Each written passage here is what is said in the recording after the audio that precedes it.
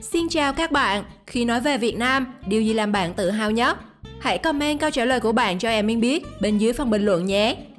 Giải đất hình chữ S của chúng ta là một điểm đến vô cùng thú vị, không chỉ đối với người nước ngoài mà cả người Việt Nam. Với vô vàn cảnh quan xinh đẹp trải dài khắp ba miền Bắc Trung Nam, từ văn hóa, đời sống, kiến trúc, ẩm thực, cảnh quan, con người đều khiến bất kỳ ai luôn tò mò muốn khám phá. Và đôi khi khám phá xong, người ta lại bị sốc nặng bởi những điều kỳ lạ không thể tìm thấy đâu ở trên thế giới. Để biết những điều kỳ lạ đó là gì, chúng ta hãy cùng khám phá video hôm nay. Thế giới sốc nặng, 15 điều điên rồ chỉ có tại Việt Nam khiến thế giới phải nể phục.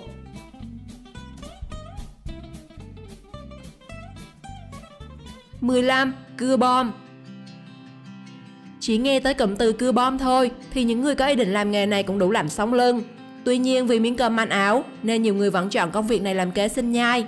Thậm chí ở tỉnh Quảng Trị còn có cả làng cưa bom, bởi hầu hết người dân ở đây sống bằng nghề đi gỡ bom lấy đồng, xác, bán kiếm thu nhập. Vâng, quả thật nghề cưa bom mang lại thu nhập khủng, nhưng lại cực kỳ nguy hiểm. Bởi bạn có thể đánh đổi bằng tính mạng của mình và người thân.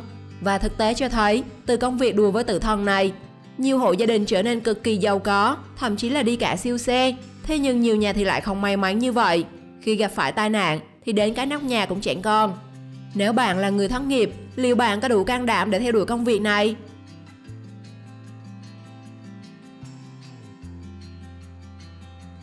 14. Giao thông. Luật lệ đèn xanh được đi, đèn đỏ đứng lại là chuyện quá đổi bình thường ở các nước. Nhưng đèn xanh được đi và đèn đỏ cũng đi luôn. Điều này đôi khi họ sẽ phải làm quen ở Việt Nam. Quan sát tại những ngã tư lớn có công an trực thì việc chấp hành tín hiệu đèn giao thông của người dân rất tuyệt vời.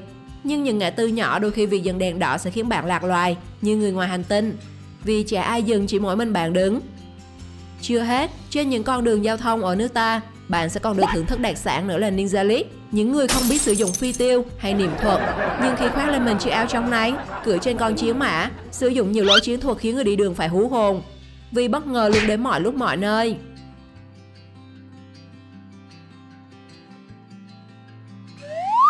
What the hell? 13. Da trắng.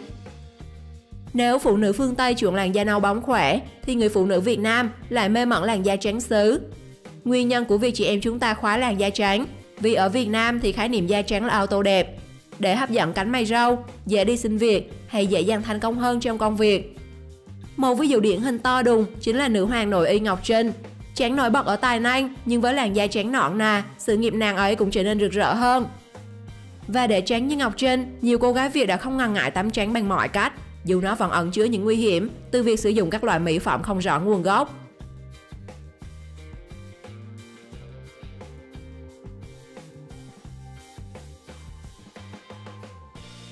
– 12. Trai làng. Chắc chắn chỉ có ở Việt Nam, người ta mới thấy một vùng quê vô cùng nổi tiếng với khẩu hiệu bảo vệ gái làng sẵn sàng đổ máu. Liệu các bạn nam của chúng ta có dám yêu các cô gái ở ngôi làng này không? Khẩu hiệu này được ghi ở tất cả mọi nơi trong làng, trên các bức tường của những ngôi nhà, băng rôn, thậm chí họ còn lập cả ban quản lý. Tuy nhiên từ sự bảo vệ quá lố này thì nhiều vấn đề cũng nảy sinh, không ít cô gái trong làng phải khốn khổ khi lỡ yêu người ngoài làng. Đến đây thì các bạn cũng đừng hỏi vì sao gái làng này ngày nay lại ế nhiều đến vậy. 11. Tiếng Việt. Người ta nói phong ba bão táp không bằng ngữ pháp Việt Nam. Có lẽ vì vậy nên đôi khi tiếng Việt mà người Việt còn không hiểu nữa, nói chi người nước ngoài. Mỗi vùng miền có cách nói khác nhau nên đôi khi người Việt còn bất lực với tiếng Việt. Bạn xem thử bạn đã đạt cảnh giới cao nhất của tiếng Việt hay chưa? Thôi không hâm chừng nặc thôi cái chuyện ráng không đến nổi muốn đâu đồng còn mình nặc thôi đâu không sao mà không thích mấy cái có thích nặc lặc mùa hạ cái đợt như mùa đi lên như vậy không đêm hôm cái lạ đồng vậy uống nặc lặc. Nếu bạn nghe được đoạn hội thoại của mấy cô hàng xóm này, thậm chí các cuộc chửi nhau hay cãi nhau của người Việt, đôi khi còn phải có sub mới biết được họ đang nói gì. 10. Uống bia rượu. Trước tiên bạn hãy comment tử lượng của bạn là bao nhiêu cho mọi người biết nhé. Các bạn thân mến, Việt Nam là một trong những quốc gia tiêu thụ bia rượu nhiều nhất thế giới. Mỗi người Việt một năm tiêu thụ khoảng 8,3 lít cồn nguyên chất, nhiều hơn người Trung Quốc và gấp 4 lần người Singapore. Và thông thường, người nước ngoài họ chỉ uống bia để giải khát. Ngược lại thì ở Việt Nam, thường dùng bia rượu làm thước đo xem ai mạnh ai yếu. Chính vì thế nên hay có tình trạng ép uống, dẫn đến nhiều chuyện không hay xảy ra như báo chí đưa tin. Nói thật ra thì ở Việt Nam, vui cũng bia rượu, buồn cũng bia rượu, không vui không buồn cũng rủ nhậu. Vẫn có hàng trăm lý do để người Việt Nam uống bia rượu, các bạn thấy có đúng không? 9. Đàn ông Việt Nam. Đàn ông Việt Nam rất ngại thể hiện tình yêu của mình và rất hiếm thấy họ thổ lộ tình cảm ở nơi công cộng, khác biệt với văn hóa các nước phương Tây. Tuy nhiên, điều khác lạ là đàn ông Việt Nam lại có xu hướng tìm kiếm sex nhiều nhất trên thế giới. Theo thống kê từ trang Google Trends, Việt Nam đứng hàng thứ 4 về xu hướng tìm kiếm này. Còn ở trong nước thì Cà Mau, Bạc Liêu và Sơn La là 3 tỉnh có số lượng đàn ông tìm sex cao nhất ở Việt Nam. Thật kỳ lạ đúng không nào? Vậy mới nói, phương Tây thích trong sáng, còn Việt Nam thì thích trong tối thôi.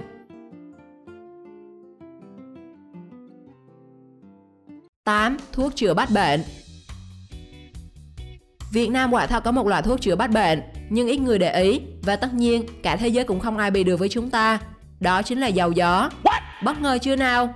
Từ đau bụng, đau răng, đau vai, nhức mỏi, đau đầu, nói chung là thứ gì dầu gió cũng bao hết. Bạn có hay dùng dầu gió không? Và bạn thấy hiệu quả của nó thế nào?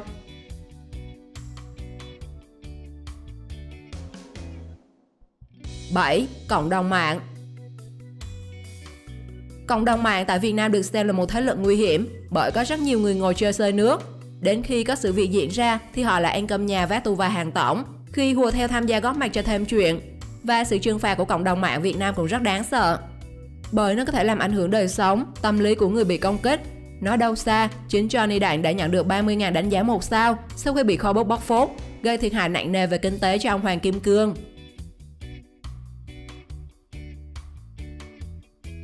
6. Con gái Việt Nam. Một số ít con gái Việt Nam rất hay đòi quà ngày Valentine, quà ngày quốc tế phụ nữ, ngày phụ nữ Việt Nam, Noel, Tết, ngày sinh nhật thì phải có quà sinh nhật sớm, quà sinh nhật chính, rồi cả sinh nhật muộn. Đôi khi còn đòi quà luôn cả ngày quốc tế thiếu nhi 1 tháng 6.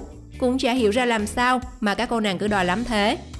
Nhiều vụ bóc phốt với bạn gái đòi quà ngày quốc tế thiếu nhi khiến nhiều người khác lắc đầu, như câu chuyện của chàng thanh niên này. Vì bạn gái đòi quà 1 tháng 6, anh chàng đã lên mạng than vãn, khiến cộng đồng mạng không biết nên khóc hay cười.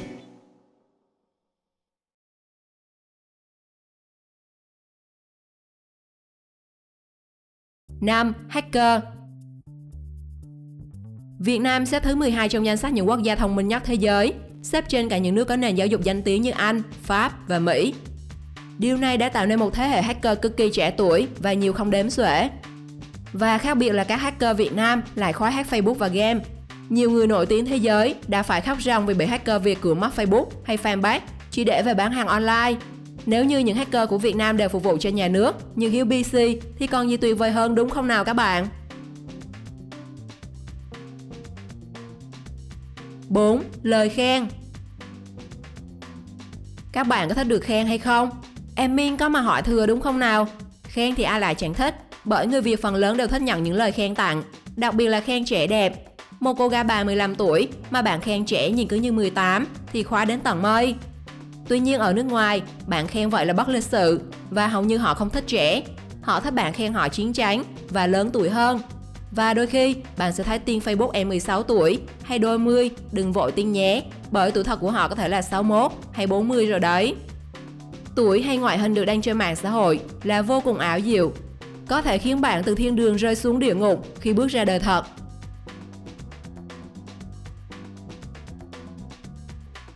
3. Bản cấm. Không biết các bạn có để ý thấy ở nước ta, dường như biển cấm đổ ra hay cấm đá là nhiều nhất. Nó xuất hiện ở khắp mọi nơi, từ những con đường nông thôn đến góc phố hiện đại. Nó sinh ra từ những hành vi của một số bộ phận người dân thiếu ý thức nơi công cộng và cả các căn bệnh tiểu đường khó trị của cánh mày râu. Từ những biển cấm đơn thuần, bắt phạt đến những lời cảnh cáo dằn mặt, ví von. Thế nhưng một nghịch lý lại luôn xuất hiện, là chỗ nào cấm nhiều nhất thì chỗ đó thường có rác và nước tiểu nhiều nhất.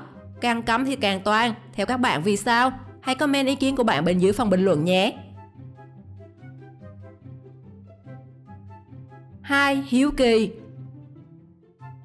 Phải công nhận là người Việt ta có tính hiếu kỳ cao nhất thế giới. Điều này dễ dàng nhận thấy. Khi có một vụ tai nạn xe hay vấn đề xảy ra thì họ bắt đầu bu lại xem, chưa kể còn livestream đăng mạng xã hội. Không biết các bạn còn nhớ vụ Tuấn Khỉ, Một tội phạm nguy hiểm như thế mà rất đông người vẫn tìm đến tận hiện trường chỉ để hóng sự việc. Đặc biệt có hai vợ chồng ở tận tỉnh Vĩnh Long mất 2 ngày chạy xe tìm đến Củ Chi chỉ để xem công an vây bắt Tuấn khỉ. Sao có thể rảnh thế không biết? Trong khi đây là một vụ án đặc biệt nguy hiểm, thay vì tránh để lực lượng chuyên trách giải quyết thì người dân bu nhau lại coi, theo kiểu phải hóng cho ra chuyện, và tất nhiên nó đã gây không ít cản trở cho lực lượng làm nhiệm vụ.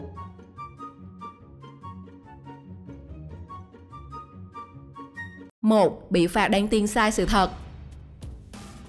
Đừng quá tin tưởng vào thông tin mạng xã hội các bạn nhé. Rất nhiều trường hợp đăng tin sai sự thật đã bị công an mời về đồn uống trà và đóng góp vào ngân sách quốc gia ít nhất là 5 triệu đồng. Đây là hình phạt dành cho những người thích chuyện không nói có, làm hoang mang dư luận xã hội. Và tin trên YouTube cũng hết sức chọn lọc khi xem. Điển hình như vụ việc ca sĩ Phi Nhung dù đã mất, song nhiều YouTuber vẫn lợi dụng hình ảnh để đưa tin rằng Phi Nhung chưa chết, hết sức thất thiệt. Đôi khi ba mẹ admin ở quê còn gọi điện vào hỏi có thật hay không, phải nói là khổ hết sức với các tin Việt. Điều điên rồ nào ở Việt Nam làm bạn sốc nhất? Hãy comment ý kiến của bạn trong phần bình luận nhé. Xin chào và hẹn gặp lại các bạn trong những video sau.